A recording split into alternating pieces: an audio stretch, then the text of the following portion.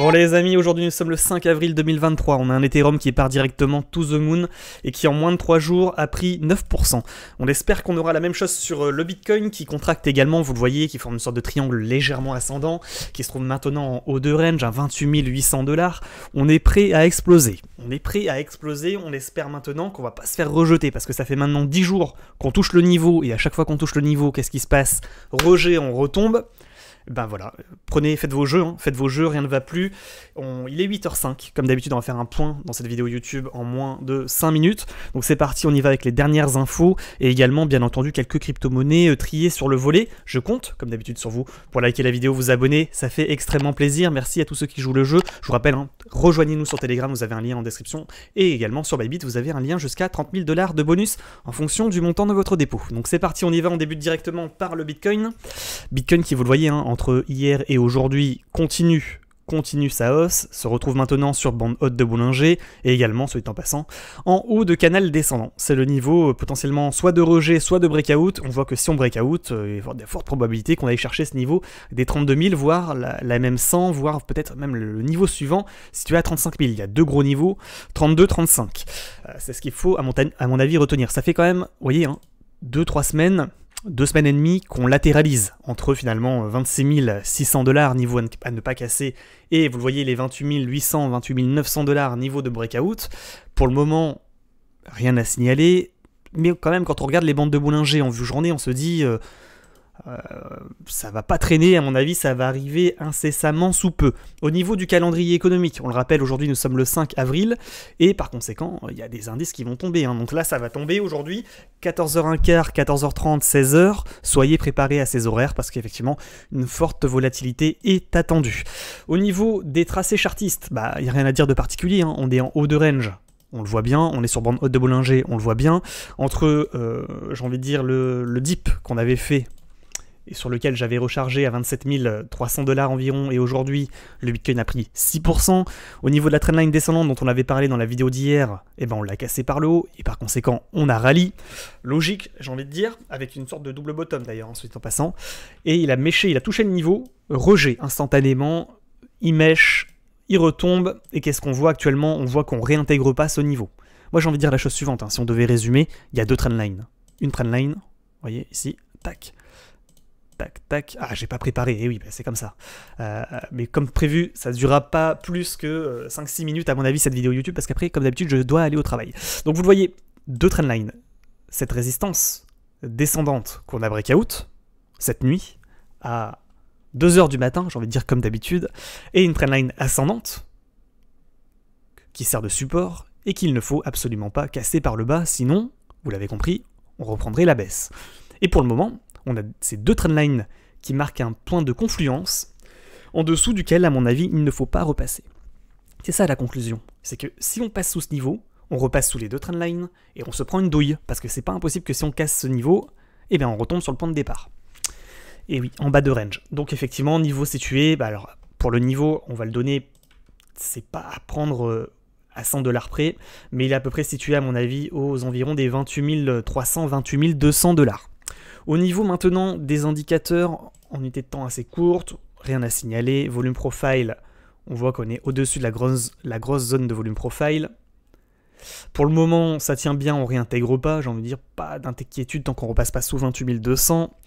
On est en train de consolider, à mon avis, sur le niveau, en tous les cas proche du niveau de breakout. Si on regarde maintenant avec les bandes de Bollinger en vue 15 minutes, vous voyez par exemple ici, on commence à avoir une sorte de contraction du cours, pump, on consolide, on consolide, on consolide. À un moment donné, on va finir par casser par le haut ou par le bas ces deux niveaux. On pourrait très bien faire un mouvement comme ça, ou un mouvement à l'inverse comme ça. Ça c'est classique. C'est-à-dire qu'on casse le petit range par le bas, on va chercher le niveau de rebond, trendline ascendante, et on repart. Première possibilité. Deuxième possibilité, on prend de l'élan par le bas, on va chercher le haut, on casse le haut, on va rechercher encore une fois le niveau des 28 800, 28 900, on se fait rejeter. Qu'est-ce qui se passe quand on se fait rejeter? On retombe à l'opposé.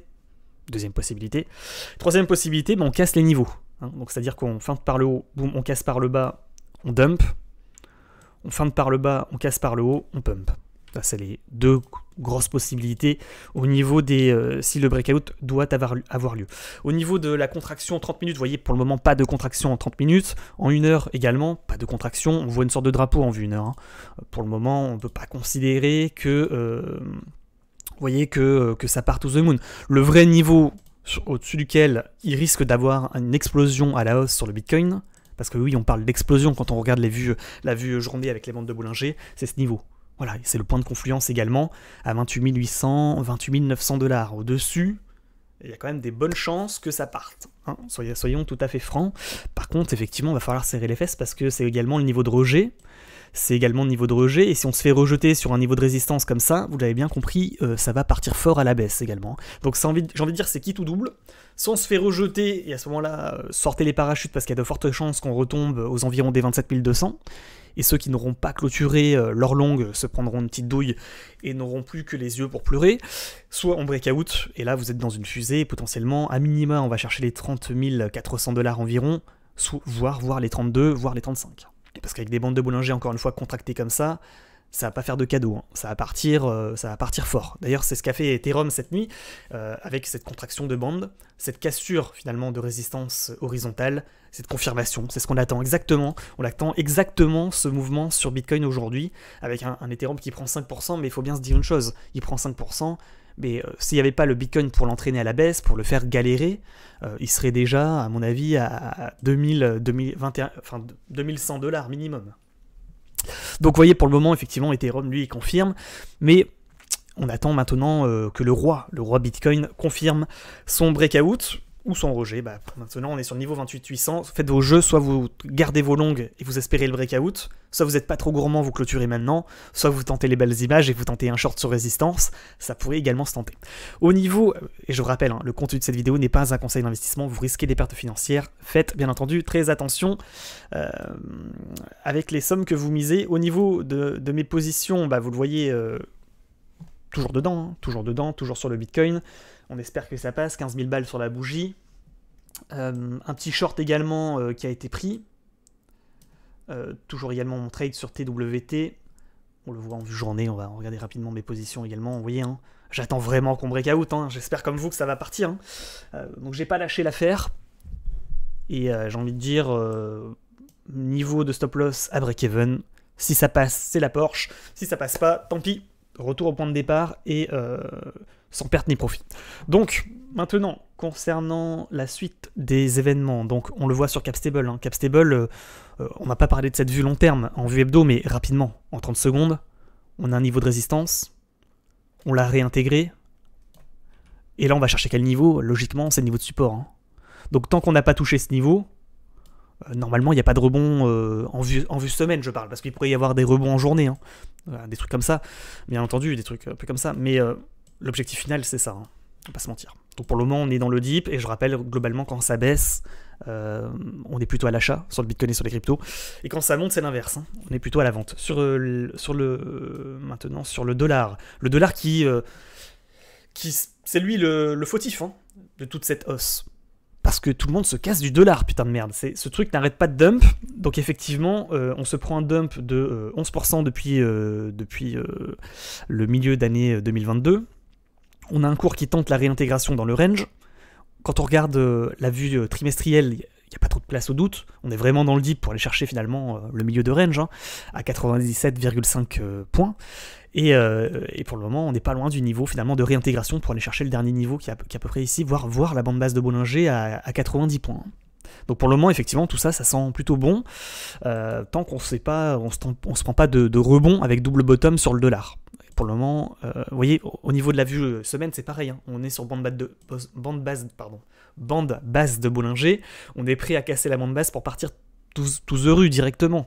Donc soit on fait le double bottom, et là, on se prend une méga douille, et là, voilà, c'est terminus. Hein. Terminus, si on a un dollar qui remonte à 105,5, vous êtes certain que vous avez un Bitcoin qui retombe logiquement à 23 000. Donc là, on est vraiment sur le niveau potentiellement de cassure pour s'écraser, pour crash sur le dollar. Et à ce moment-là, on a un Bitcoin qui partirait, à mon avis, à 32. Soit effectivement, il va feinter, réintégrer, va chercher son double bottom et la carotte. Donc on en a déjà parlé 15 fois, on va pas en reparler aujourd'hui. Sur le Nasdaq, on n'arrive pas loin de la résistance. Donc là, c'est pareil. Hein. Niveau de short, il est là. Hein. Soyez préparés à un éventuel rejet. Hein. S'il y a rejet sur le Nasdaq, ça veut dire qu'en fait c'est un méga crash qui se prépare, enfin pas un méga crash forcément, mais en tous les cas une belle correction qui se prépare sur le Bitcoin. Ça serait point de rejet, pouf, on retombe là à minimum. À minima, c'est ça. Et dans le pire des scénarios, c'est ça. Donc effectivement, on n'est pas loin du niveau de résistance. Je pense qu'il y a encore une petite montée à faire jusqu'à 13 500 points, on en avait déjà parlé. Mais après, au-delà, ça va commencer à sentir le roussi. Combien de minutes de vidéo? 10 minutes. Allez, on passe vite fait au crypto pépites. Bon, Ethereum.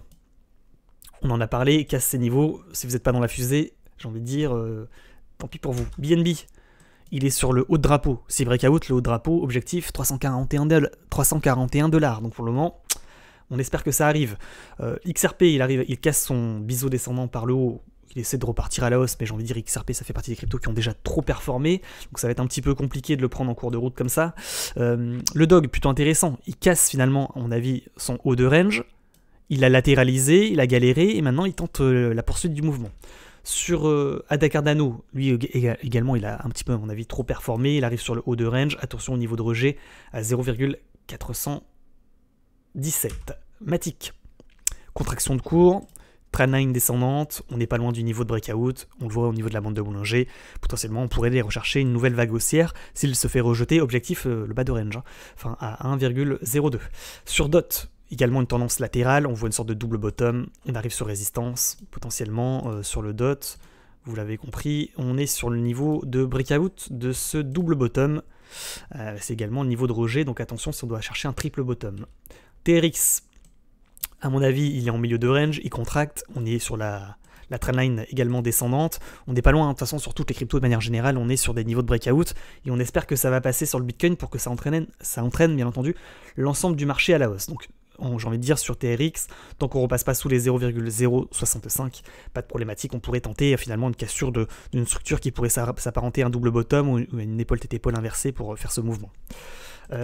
SHIB, belle contraction de cours, c'est plutôt intéressant, hein. Il a feinté, ça fait 5 jours qu'il feinte, mais à un moment donné, peut-être qu'il va réussir à faire ce mouvement qu'on attend, c'est-à-dire un retracement de la baisse suite à une contraction de cours pour repartir en Bart Simpson inversé et aller chercher potentiellement cette résistance ascendante. Donc vraiment sur SHIB, on n'est pas loin, hein. Franchement il manque pas grand-chose pour confirmer. LTC, rebond en bas de canal. TWT, je suis encore dedans, il contracte, mais pour le moment, il a un petit peu du mal pour partir. Le NIR Protocol, il casse sa trendline descendante, il fait une sorte de double bottom également, il essaie de repasser au-dessus du ruban, on essaie d'aller chercher finalement le niveau des 2.15. Le Lunce, belle contraction de cours, hein, une sorte de triangle légèrement descendant, de compression. On voit que s'il casse ce niveau des 0,013, il pourrait partir également. Le FUTI, bon, un peu bof. Le bar, belle contraction de cours en vue hebdomadaire dans une sorte de triangle de compression. Pour le moment, c'est pas encore tout à fait confirmé. Le burger, c'est la même chose. Le WNXM, il arrive sur résistance, donc attention au point de rejet. Le ACM, pareil, beau triangle de compression. Pour le moment, il n'a pas encore tout à fait atteint le niveau des 2.69, niveau potentiellement de breakout. Le Power, moi j'aime bien Power, une sorte de martèlement de résistance, pas encore de confirmation. On voit que si breakout, il va chercher ce niveau, 0,207 et au-dessus, c'est la lune, hein, tout simplement. Le Fort, plutôt intéressant, j'ai reçu une alerte ce matin sur mon téléphone. Donc effectivement, il contracte, hein, belle contraction de cours, avec une sorte de triangle de compression. On n'est pas loin du niveau de breakout à 0,025. Pour moi, c'est plutôt intéressant et c'est à surveiller. Le Bifi, il casse sa résistance. Pour le moment, il galère un petit peu pour partir, c'est un peu comme sur Ethereum, mais martèlement de résistance, pas loin du niveau de breakout pour aller chercher les 547, niveau situé à 515. KP3R, beau rebond sur support ascendant, je le trouve plutôt intéressant le KP3R, avec une sorte également de contraction de cours, plutôt intéressant suite à un rebond finalement sur support ascendant, donc pas mal. PSG, contraction de cours également, pas de breakout du niveau des 5.5, mais c'est peut-être en préparation. Le Porto, il est retombé, on laisse tomber. Le APE, il arrive sur résistance également. Le UTK, il est en train de partir. Et voilà, hein, tout le marché, en fait, est dans l'attente, à mon avis. Le Wave, plutôt intéressant, hein. Il y a deux cryptos qui me semblent intéressantes également. AXS et Wave également, avec un beau biseau descendant, on arrive sur résistance. Mais de manière générale, vous le voyez, on est sur des cryptos qui attendent le top départ. Et le top départ, ça sera donné par le Bitcoin aujourd'hui. Est-ce que oui ou non, il va réussir à confirmer le breakout des 2000, les 28 800 $? Et ben voilà, on verra bien dans la journée. Les amis, Bonne journée à tous, merci à tous ceux qui ont liké la vidéo et qui se sont abonnés, ça fait extrêmement plaisir, bienvenue à tous les nouveaux. Et je vous rappelle, hein, toujours les petits liens, tous mes liens tout simplement, tous mes réseaux sont disponibles en description si vous le souhaitez nous rejoindre. Les amis, bonne journée et à bientôt, ciao ciao.